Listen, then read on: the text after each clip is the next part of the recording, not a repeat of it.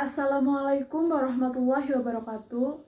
Perkenalkan, nama saya Deviantiana dari kelas 11 MIPA 6, absen 11.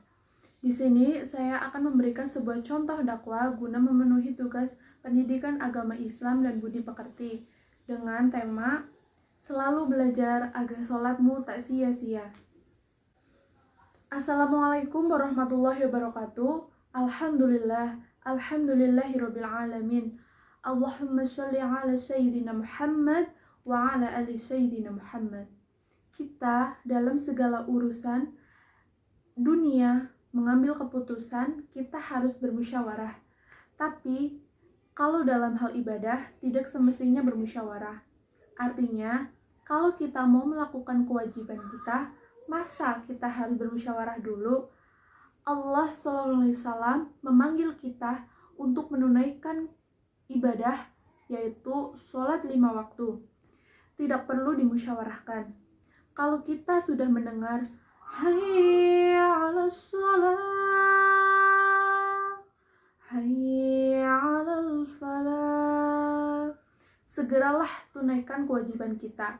Kalau kita perhatikan, dalam Al-Quran banyak ayat-ayat Allah Subhanahu wa Ta'ala ingatkan sholat dengan zakat, atau bahasa lain yaitu sholat dengan infak. Sebagaimana firman Allah Subhanahu wa Ta'ala di Sakaratul Baqarah, A'udzubillahi minasyaitonirrajim. Bismillahirrahmanirrahim. Alif Lam Mim. Alkitab ini memberi petunjuk siapa bagi mutakim, dan Allah menjelaskan sifat-sifat mereka. Kalau kita ingin meniru mereka, ingin bergabung bersama mereka, dan ingin menjadi seperti mereka, maka ikutilah penjelasan Al-Quran. Siapa sih Al-Mutakim itu? Allah Subhanahu wa Ta'ala menyebutkan alladzina yu'minuna bil ghaibi wa yuqimuna sholata wa mimma razaqnahum yunfiqun. Mereka adalah yang beriman terhadap ghaib. Apa yang ghaib? Allah Subhanahu wa Ta'ala, malaikat, jannah, syurga, neraka, dan segala sesuatu yang ghaib mereka percaya, walaupun mereka tidak melihat dengan mata mereka sendiri. Dan sifat mereka alladzina yu'minuna sholat, beda artinya yu'minuna sholat sama yusolin. Ada orang hanya mengharap sholat, tapi ada orang yang mandiri karena sholat. Mari kita jabarkan. Ada 2 orang sholat di saf pertama, sama-sama rukun, sama-sama sujud, sama-sama membaca Al-Quran, sama-sama membaca Al-Fatihah, tapi satu yang diterima oleh Allah, satu tidak diterima oleh Allah. Apa persoalannya? Jadi, karena satu menghadap Allah dengan hatinya, dan satu mengharap Allah hanya dengan badan dan fisiknya saja. Makanya kita melihat orang yang sholat dengan hatinya, nikmat sholatnya, bisa tenang bacaannya, tenang rukunya, tenang sujudnya. Beda sama orang yang buru-buru melaksanakan sholat. Karena saya pernah masuk satu masjid, habis saya tahiyatul masjid, saya duduk, saya melihat seorang baru masuk dan langsung tahiyatul masjid. Saya melihat gerakan sholatnya, subhanallah, bukan subhanallah, tapi nauzubillah, luar biasa cepatnya. Saya hanya menangkap bacaannya, gerakan sholatnya, dan saya baca Al-Fatihah, baru selesai waladdallin, amin. Dengan mengubah bagaimana perbandingan bacaan Al-Fatihah dengan sholat beliau sudah sampai ke at-tahiyat. Masya Allah. Padahal baru saja saya selesai surat Al-Fatihah. Sholat apa ini? Sholat apa? Sholat apa yang kita kerjakan? Banyak orang-orang berlomba-lomba seolah-olah ada juara. Siapa yang lebih cepat selesai sholat dapat juara 1. Nauzubillah. Inilah yang terjadi dalam keadaan kita.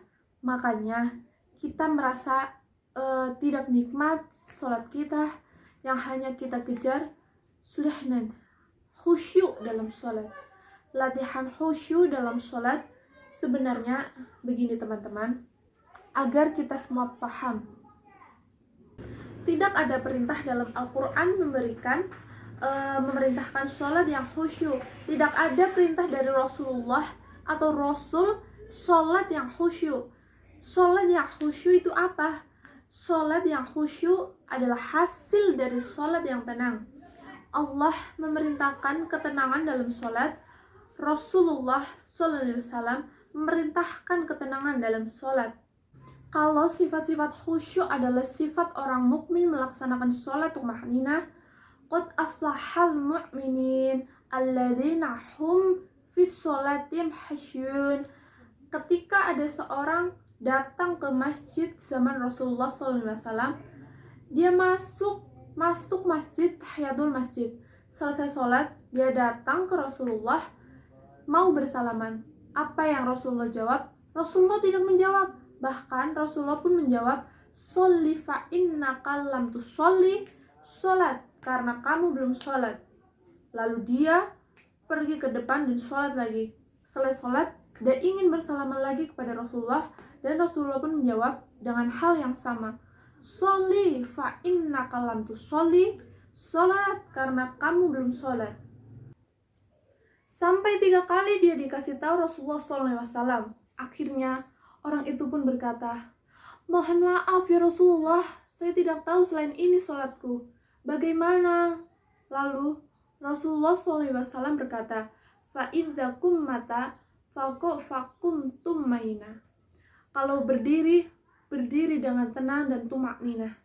Karena tumakninah adalah salah satu rukun di dalam sholat. Tidak sah sholat seorang tanpa membaca Al-Fatihah. Maka sama sepertinya tidak sah sholat seorang tanpa tumakninah.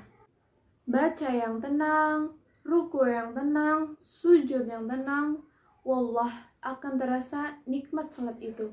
Dari hasil kenikmatan, upaya dan ikhtiar, kita akan muncul rasa khusyuk tersebut. Karena khusyuk bukan sesuatu yang datang dari luar diri kita, tapi khusyuk sudah ada di dalam hati kita.